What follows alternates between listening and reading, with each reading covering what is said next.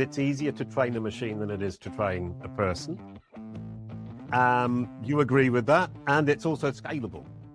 Yeah, completely. I mean, we have trained AI on multiple levels. Our sales department got reduced because we have AI agents for receiving calls, for doing live chats, and on the receiving call side, it's amazing how natural it sounds. I mean, AI developed in the last 2 years from a robotic voice who is just barely understanding what you want to like a very natural sounding, almost human-like conversation.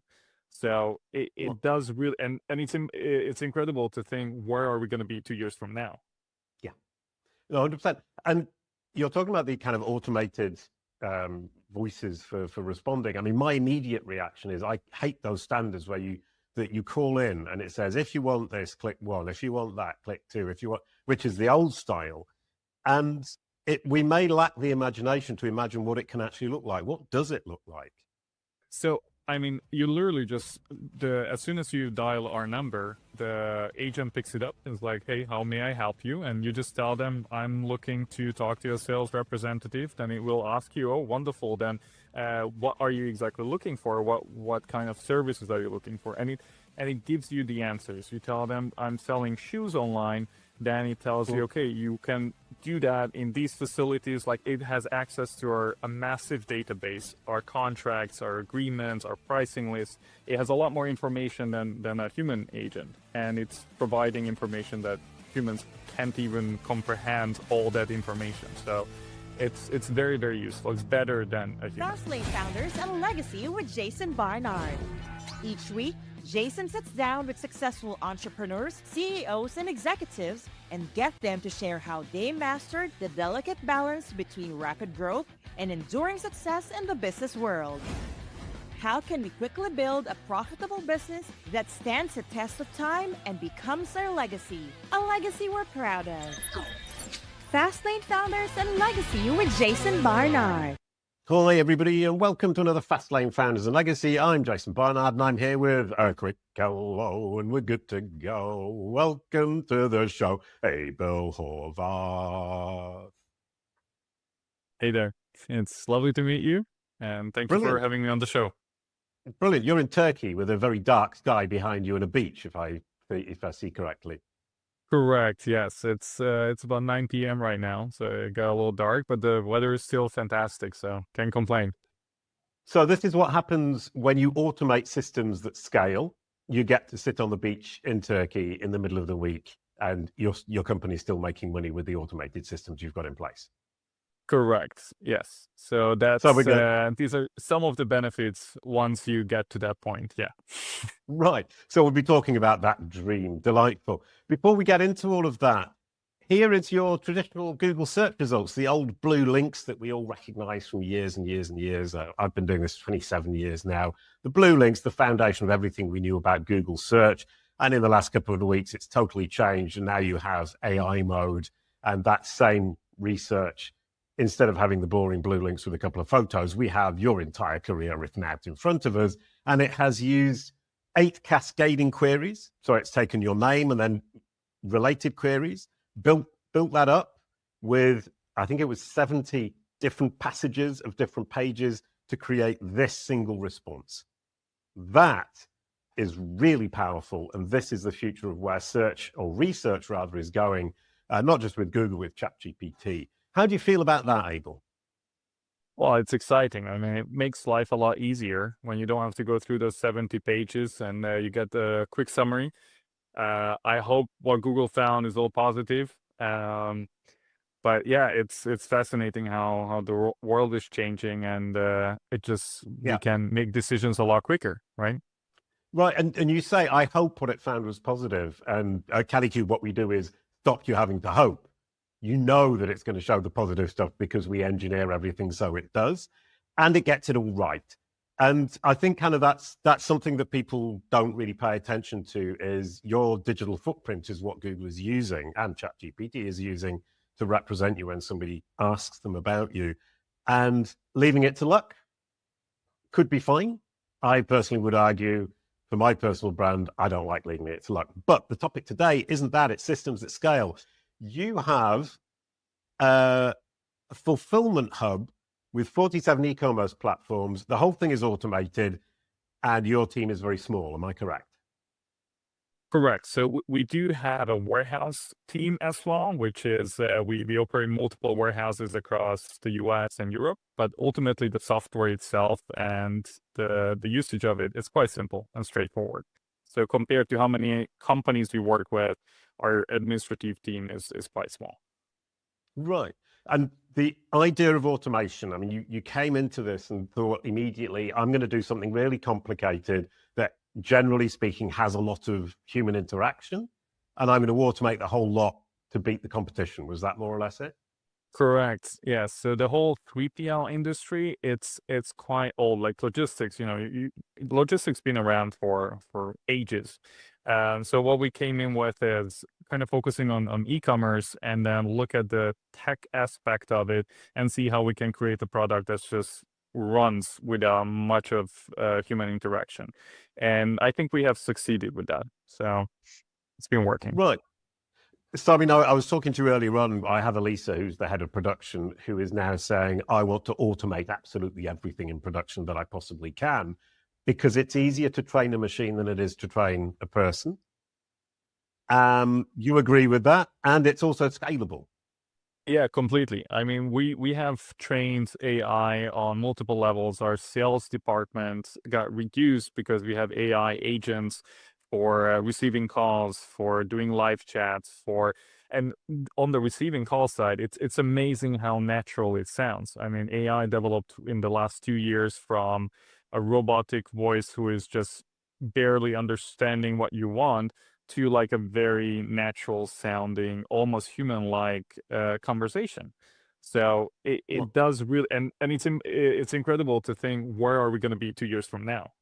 yeah, no, 100%. And you're talking about the kind of automated voices for responding. I mean, my immediate reaction is I hate those standards where you call in and it says, if you want this, click 1. If you want that, click 2. If you want, which is the old style. And we may lack the imagination to imagine what it can actually look like. What does it look like? So, I mean, you literally just as soon as you dial our number, the agent picks it up and is like, "Hey, how may I help you?" And you just tell them, "I'm looking to talk to a sales representative." Then it will ask you, "Oh, wonderful. Then, what are you exactly looking for? What kind of services are you looking for?" And it gives you the answers. You tell them, "I'm selling shoes online." Then it tells you, "Okay, you can do that in these facilities." Like, it has access to a massive database, our contracts, our agreements, our pricing lists. It has a lot more information than a human agent, and it's providing information that humans can't even comprehend all that information. So it's very, very useful. It's better than a human. All right. And what's the tech stack or the system that you have behind that? So we are using a third-party software to assist us with. We also have our own software development company, so we had to customize this quite a bit, because usually the tech is out there for restaurants, so very basic things. What we needed is something a lot more, so we had to create a massive database where we had to feed all this information into, and then this AI has access to that. So whenever it puts together what the customer wants, it gets access to the database and then pulls the information and responds right away, instead of waiting 2 days to receive an email back with an answer. Yeah. And the huge job then was creating that database and cleaning the data to make sure it doesn't say anything incorrect. Yes. So that's the tricky part. Like on one hand, training a human, it's easier because there's a certain basic human understanding, like common knowledge or common sense, as they say. AI doesn't necessarily always have it. So you do have to tell certain basic things for it not to, go off and talk about something completely different. Right, I understand. So you've got the calls coming in. Do you also have prospecting going on automatically? So we do. That's something that we are looking into right now. We are using we have a system that uses emails, so email outreach. So we are using LinkedIn to get contact details that are matching with whatever we are looking for. So we are managing currently about, I would say, 16 to 32 calls with customers every single day, which is about double, almost triple of what we used to do a year ago without AI, help assistance. Right. But you were already automating before AI. We were, but it was not.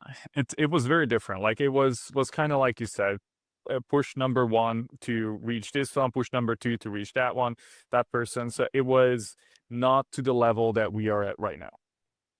Right. So it's been what, two and a half, 3 years now that the AI has really come into play. How far behind is everybody else, or how far ahead are you? I would say we are, thanks to our company is a little complex. We have the logistics side of things, the fulfillment, and then we have a software development company, which really helps us stay kind of ahead of the curve. So we work on third-party software development, so where we get a lot of information, we have to stay up to date in order to stay relevant. So all that knowledge that we get, we feed into our logistics company, which I would say probably like 2 years ahead of most of our competitors. But also there are still the guys out there that use Excel sheets to do their work, which is like, something people used 20 years ago. So that's still existing. So there's a big variety of clients out there, or businesses. Right. Brilliant. And it says here, you've written the book, The Fundamentals of an E-commerce Business. I like that title because I wrote a book called The Fundamentals of Brand SERPs for Business. So anybody who starts with the fundamentals of anything is my new friend. Can you share the methodology that you have in that? Yeah. So the main core audience for the book is people who want to get into e-commerce, like kind of the small passive income.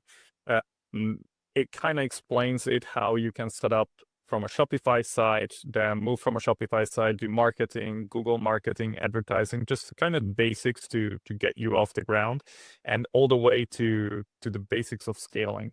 Because once you have just having a great idea, it doesn't really help you actually implement it and turn it into a business. There's a lot more to it. And a lot of people don't have that knowledge. So that's kind of the book to help them off the ground, and then get them inside the fulfillment center that kind of does the legwork for them, so they just can remain creative and come up with new ideas and grow their business. So the secret to e-commerce is to have somebody else do the fulfillment and the shipping. Yeah, a lot of people underestimate it. Like that's a lot of, because in concept it's very easy. Order comes in, ship it out. But when you have 1,000 different SKUs, so 1,000 different potential products, like a sock can be different sizes, different colors. You have to find the right one. You have to track the inventory. You have to ship it at the right time. There's so many components to it. So definitely having a good fulfillment center is extremely helpful. Brilliant. Now, I'm looking at Kalicube, my company. I've got a marketing department, a sales department, a production department, and a dev team. What process should I go through to figure out which operations I can systematize and automate?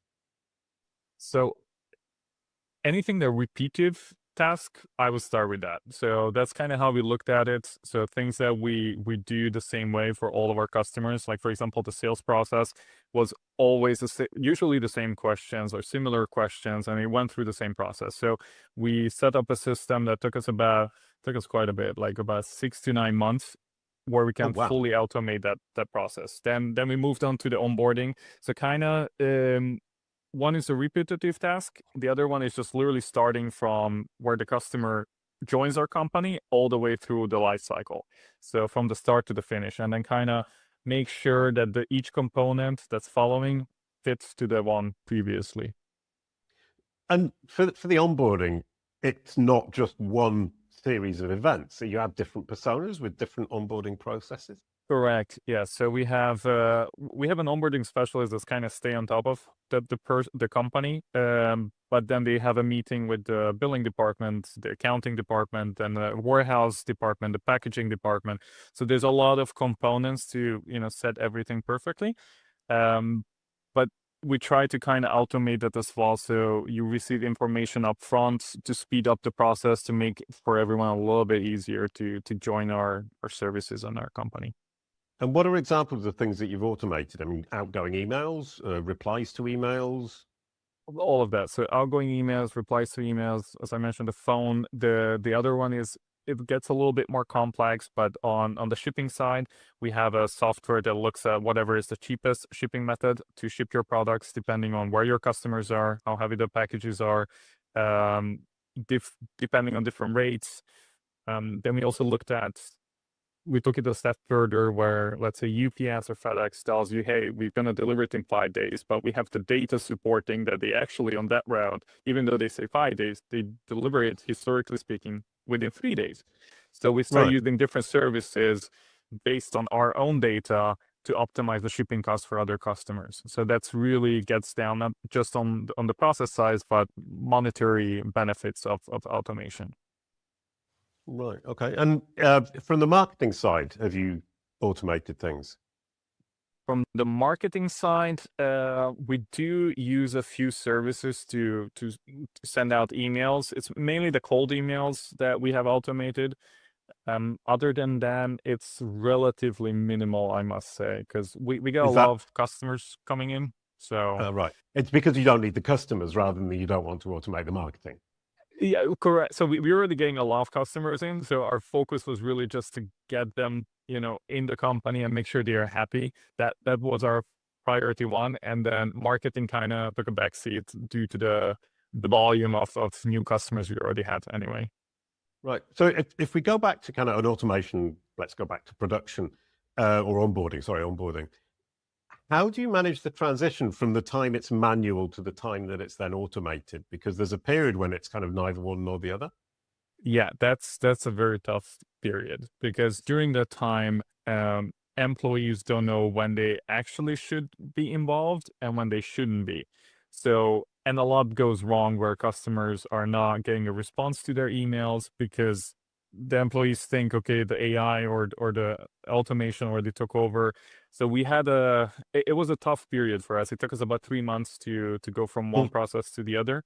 And we had a lot of unhappy customers during that time where just the lack of communication happened because it was unclear, which process is actually functioning for which customers.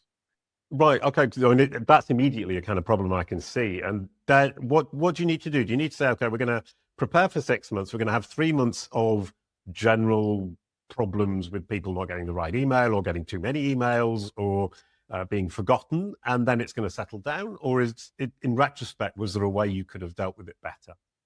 I mean, retrospect, we should have taken it a little bit slower, like make it more clear which companies are we moving on to automation, make tags or certain certain way we should have flagged the customers that are going through the automated process. Also wait till that process is over before moving more customers onto it, because at the beginning, obviously there's a lot of bugs. So we had too many customers on this new process where we were fixing the bugs.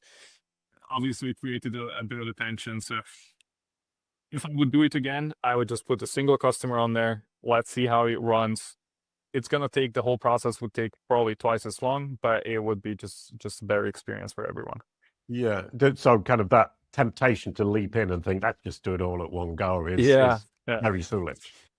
Yeah, because our team was like, we are good to go. We have tested it 1,000,000 times. Everything is perfect.